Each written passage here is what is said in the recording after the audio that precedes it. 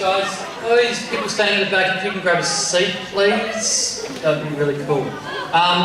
It is amazing to come here tonight and to see all of these school guys who normally I see running around in a uniform, just looking so different, having a great time, and on Friday night just being able to run around and have a great time. And that just doesn't happen, but there's a lot of work that goes into that.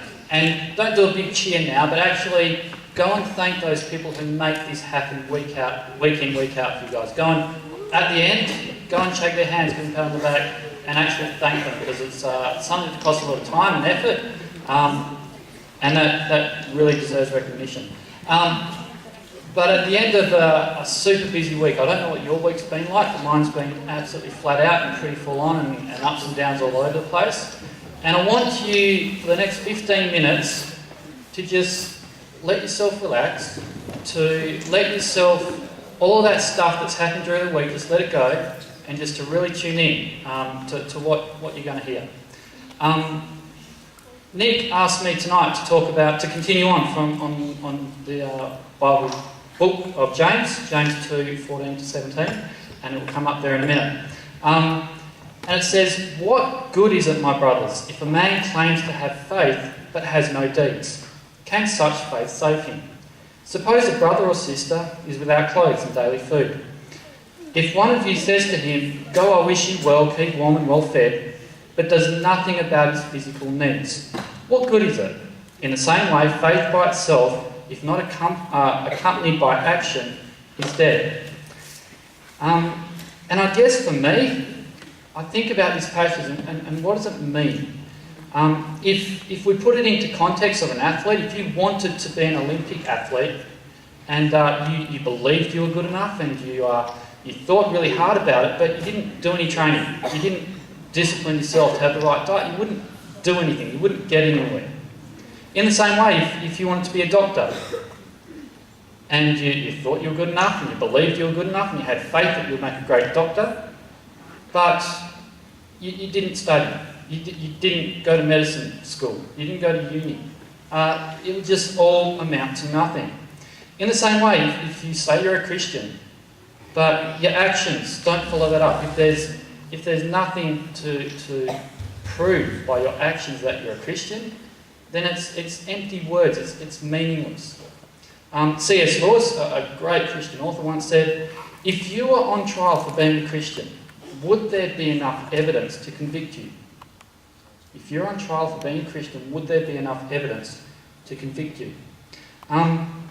So tonight I want to actually look at, how do you know what it is to be a Christian? What should you be doing if you're making this claim that you're a Christian? How do you know what God is saying to you? And I just want to quickly go through 3 stories in the Bible. They're going to come up and they'll be up on the screen so you can read through them. But I just want to really quickly go through them because I don't want that to be where we focus on tonight. And the first one is Jesus' first miracle according to John. And it's fascinating because if you think about what Jesus' first miracle would be, well, if I was Jesus, I'd do something really awesome. I don't know. My first one would be raise someone from the dead, which he did later on. It would be maybe calming the storm, again, which he did later on. But his first one is he turns water into wine. And this story is absolutely one of my favourites because it's about a wedding. And weddings are this massive celebration of 2 people coming together and becoming one, and the commitment that goes with it. But in Jesus' time, a wedding wasn't like a Saturday afternoon where you have the ceremony and then a meal. This was like a week-long event. And everybody in the town would be there, a massive, big party. And as it says, Jesus was invited along to this party with his disciples to this wedding banquet, and it went off. And it was great. I guess one of the problems was the wine went too quickly. And if you're going to have a week-long party, you need a fair bit of wine, I guess, around this time. And the wine runs out, and everyone is stressed. I guess for the groom, it was his job to make sure there was enough wine, and he would have just been really embarrassed, really put out to have not enough wine, thanks to us. And as the wine's running out, Jesus' mum comes up and says, "You got to do something." And Jesus is a bit apprehensive because he really doesn't want to step out let everyone know who he is at this time, but he does what the miracle anyway. And his mum goes, whatever this guy tells you, whatever Jesus tells you, make sure you go and do to the servants. And there are these 6 stone ceremonial wash water containers. Okay, each holds about 100 litres. And Jesus says, fill them up, get a cup, scoop out some of the water, take it to the person, the head person of the banquet, of this wedding festival, give it to them. And I don't know, I guess the person who had the most faith was probably the servant who carries this cup of water to the head guy and the whole thing. If he turned out bad, it wasn't looking good for him, but he gives it to him, and the guy who tastes this wine says it's the best wine. Most people, as he says, leaves the best wine, they have it at the start. And then as the party goes on, bring out the cheap stuff, because I guess people aren't tasting too well when they've had a few wines. But this guy, he goes, he brought out the best wine for last. And he's just blown away. And this is Jesus' first miracle. The second one, which I want to quickly share, is Jesus healing a blind man. And as the story goes, they're walking along.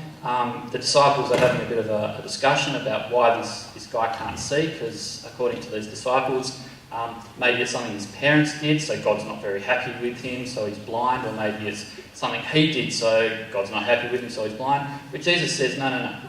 It's got nothing to do with who is good or bad. What it has to do with is how you...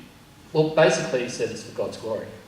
And as the story goes, as you can see up, it talks about how Jesus says, you're going to be healed, and bends down, spits on the ground, gets some mud from the ground that he's just spat on, wipes it on this guy's eyes, says, go and wash in this certain place. When you've washed, then you're going to be able to see again.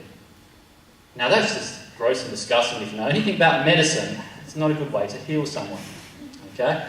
But the guy goes, right, this is Jesus, I've heard about this guy, I better do what he says. He had a choice, he could have just wiped it away and gone away and still been blind.